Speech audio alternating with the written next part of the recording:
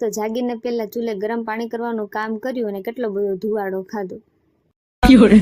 પછી નાઈ ધોઈને ફ્રેશ થઈ ગઈ ને મને લાગી ગઈ બહુ ભૂખ લાગી એટલે આ પેલા ભાખરીનો ચેવડો બનાવ્યો અને ફટાફટ ભાખરીના ચેવડાનો નાસ્તો કર્યો અને હારે પીતી ગઈ હું ચા। अच्छा ठीक है। પછી હું અહીંયાસને લઈને થોડી વાર બહાર નીકળી ગઈ। ત્યાં એના નાના નાના ભાઈબંધ મળી ગયા। ભાઈબંધ હારે રમવાની એને મજા આવી ગઈ ને મેં પણ થોડું એની હારે બેઠી લીધું। પછી મારી નજર ગઈ આ કેટલા બધા કબૂતર ઉપર। પછી હાંજ પડી એટલે હું ગઈ જેઠાણીના મમ્મીના ઘરે। તો એ લગાડતા હતા શર્ટમાં બટન ને અમારા અહીંયા જ જોતા હતા કે કોણ સરખું કામ કરે છે।